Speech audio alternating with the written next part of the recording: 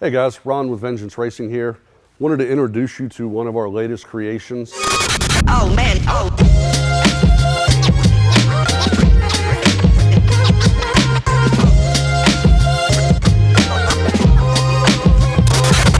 We built this C7 Z06 for a gentleman named Anthony out of California. Yes, California, all the way to Georgia, with one goal, to be the quickest, fastest C7 in the world. But before we hit the racetrack, I thought it would be cool to kind of go through the car, show you some of the attention to detail, some of the components used on the build, the vendor relationships that we have, why we work with who we work with, and just an overall build overview of the car to get up close and personal of the type of work and attention to detail that you can get from Vengeance Racing, even on a 3,000 horse full-blown race car.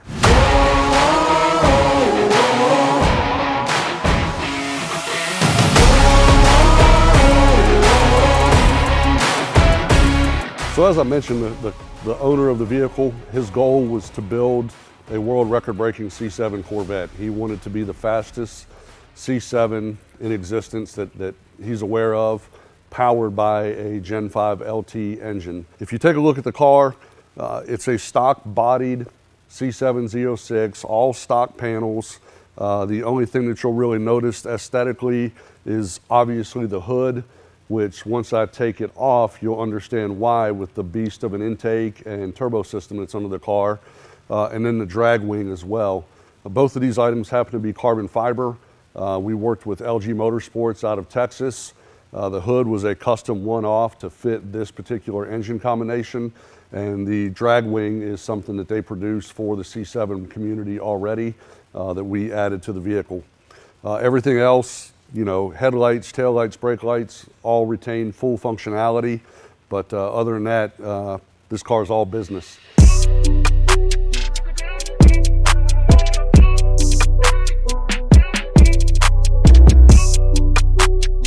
All right, guys, here's the business side of this C7 Z06.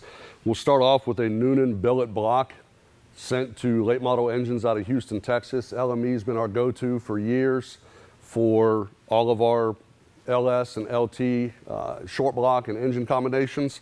This happens to be a 440 cubic inch Gen 5 LT. Again, Noonan block, full billet, CID cylinder heads reworked by LME. Solid roller camshaft, all the best of the best internals. This engine was built to run 10,000 RPM and support over 3,000 horsepower, hopefully without issue. Feeding this engine, we've got a pair of Garrett/forced induction 88 millimeter turbochargers. This is their ultra billet lightweight center sections, billet wheel, stainless V-band connections. Wanted to be able to class race this car if we get to that point and decide to, so we stuck with an 88 millimeter turbo. Anybody that knows LS, small block, big turbos, getting these cars to spool up and light off pretty quick at the tree is sometimes a challenge. So one thing you'll notice about our turbo system here is the wastegates are on the charge side. We actually don't have any wastegates on the hot side, it's on the charge side. This typically lends to a quicker spool time and more power under the curve, if you will, on the front half of the track by getting those turbos lit up a little bit easier. For engine management, we go to our friends at Fuel Tech. This car's got an FT600 on it, Fuel Tech injectors. Fuel Tech, the world, front to back, everything they offer is running this engine combination. All right, for drivetrain, we've got an RPM lockup style turbo 400 transmission, bolted to a 9-inch. One cool thing about this car is we did keep it independent rear suspension. When you're going out and chasing these records and whatnot, you want to make sure that you fit within the spirit of any guidelines, rules, what have you. So for now, the car's going to remain IRS, and we'll see how quick we can go with that.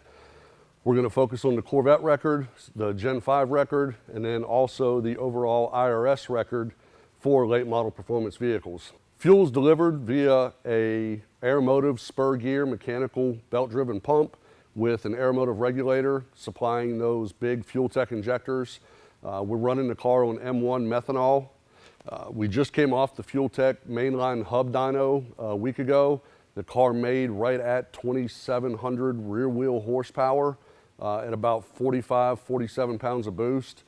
A little bit more left in it. We just don't like to push them any harder on the dyno. We'll save that for the track. You know, I feel pretty confident we can run this thing up to 60, 65 pounds of boost, but we're gonna wait to be on a drag strip to do that. There's no point in risking an engine for a dyno number when we're planning to race the car. Chassis is probably the only thing that we didn't do in-house. Everything else is that you see here was fabricated, built, installed, and calibrated all in-house at Vengeance Racing, with the exception of the chassis work itself. We did sublet that to a good friend of mine, James Smith, out of JSC Racing Fabrication in Pennsylvania. James has done quite a few chassis for us over the years, and our facility is not really just set up for the space and the time that's required to go in and do a full 25-2 or 4-link or things of that nature. And we've got a great guy that does it for us, so we just work with him there. But this car does feature a full 25-2 cage. All of the tubes are in place. The only thing it lacks, like I said, would be an actual 4-link that we'll likely do at some point once we've taken the IRS as far as we can take it. Inside the car, you'll find that it still has power windows, still has the factory dash and waterfall in place.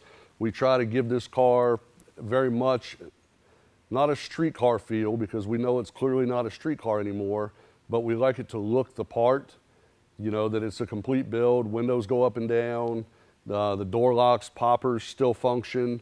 It's all business, but we want it to look as aesthetically pleasing as possible as well.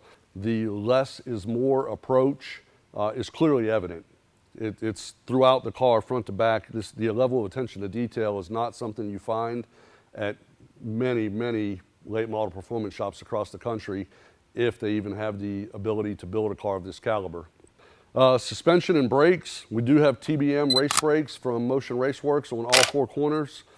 Suspension, we have adjustable coilovers, spherical control arms, and a rear drag bar, and that's pretty much it. You know, we did some bracing and some torque tube supports and whatnot, but we'll wait and get it out on the track and just see what the car really wants to take it to the next level, and see what kind of 60s we can get out of it and get this thing going down the track.